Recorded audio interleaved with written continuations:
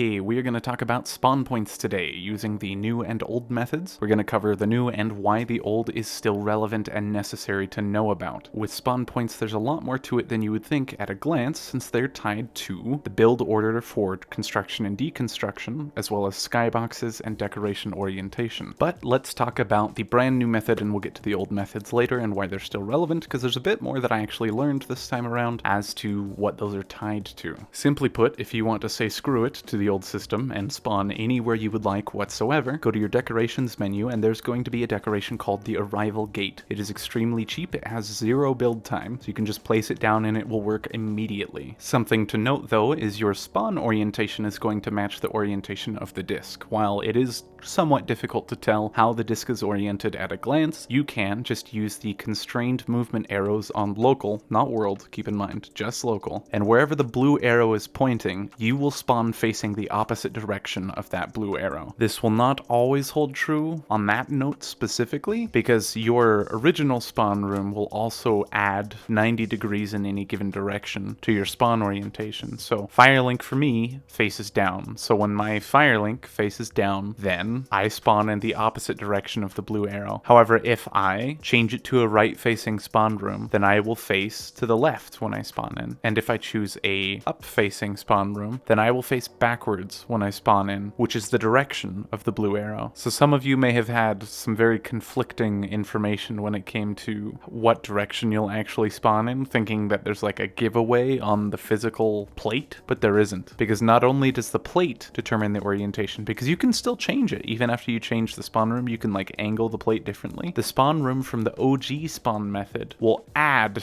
an angle from the angle of the plate. You may be able to determine an actual front of the plate, but it doesn't matter unless you can account for the OG spawn room as well, because that will add 90 or 180 degrees to your spawn position from the plate. And that holds true even if you flip it upside down. If you flip it, you're just going to face the other way again. I know some people were curious about what would happen if you flipped it upside down or if you turned it to the side. If you flip it upside down, you're going to spawn in the exact same way. And then if you flip it on its side,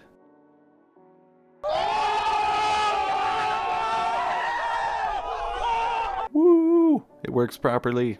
Only took 3 hot fixes. Yeah, just as a side note for anyone that wasn't aware, when these first came out, you would simply spawn through the spawn pad and fall through any decoration. So if you used it in open space, you'd fall, hit the reset wall, and then spawn at the entrance instead. So it wasn't really much of a spawn point and more of a toss your body in this direction and hope you land. But now that it is fixed, keep in mind that the arrival gate is the only way to prevent the Railjack Spawn Bug. For those of you who are not aware of what I'm talking about, when you would go to your dojo, or if you would invite someone to your dojo, you would instead, or they would, spawn in the Railjack instance instead. And because of that, they weren't in trading range, and all interaction points on the Railjack are broken. So if you have a low MR who's buying something, and they aren't familiar with the Railjack or how to leave or fast travel, they think that they're stuck or that you're ignoring them and you don't trade, and so then they just leave. And so I don't know about you, but it was the bane of myself and many traders that would lose a lot of trades because of that. People just would be idiots and leave because they spawned in a Railjack and they couldn't figure out how to get out. If you do not have an arrival gate placed, you will encounter the Railjack bug again. Only when one is placed will you never see it again. But let's talk about the old spawn method, because it's still something that you have to use in conjunction with the arrival gate if you want to take advantage of everything in your dojo, and it's also tied to just a couple things that you wouldn't expect. So setting a spawn point in the old system is really simple. You just go up to the room console and click Make Spawn Room. It will re-instance everyone in your dojo. Everyone will be forced to reload with you, and they will all spawn at the new spawn point. This can be done in the clan hall. This is the starter room that you spawn in when you first create a dojo. The clan great hall, the clan greater hall.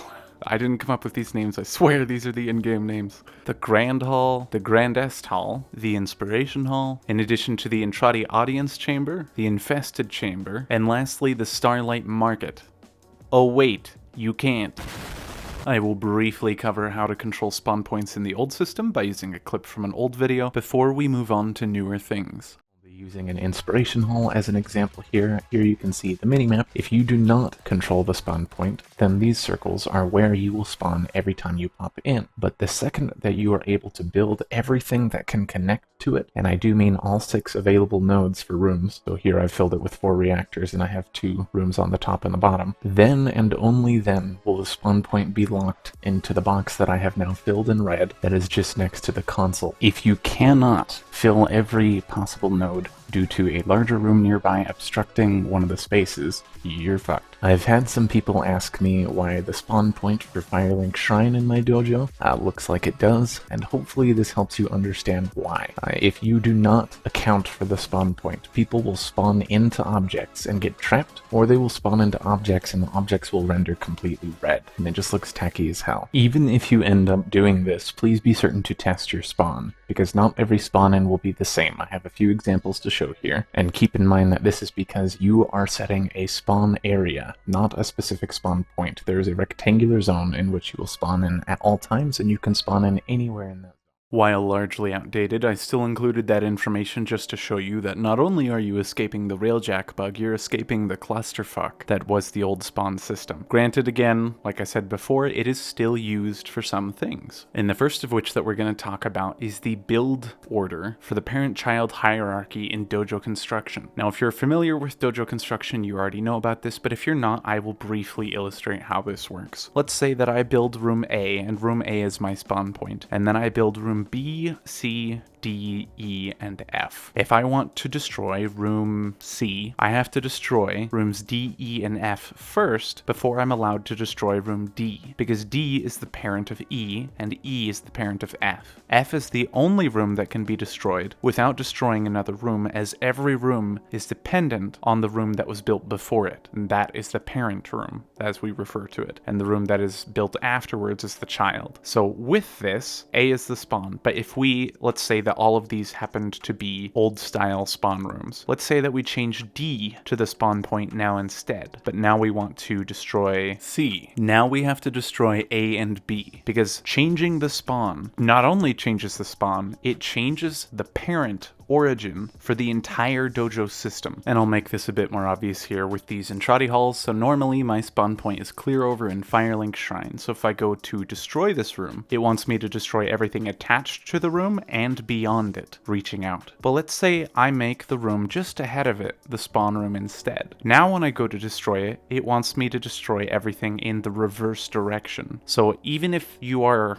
encountering some struggles because of the parent-child construction system, changing the spawn point allows you to make the best of it in some scenarios. The next thing tied to spawn points is the orientation of all your skyboxes. Skyboxes can be used in the Inspiration Hall, the Observatory, and the Starlight Market. Oh wait, you can't. So the direction that the spawn room is pointing is the direction that the planet will be at. The spawn room always points towards the planets. You determine the direction of a spawn room by drawing a line from where the console is in the spawn room to the other end. So in the Inspiration Hall, if the console were here, we would draw a line to the other side, and that is where the skyboxes will all be pointing. And if the open space room were aimed downwards here, then the planet would appear on this side.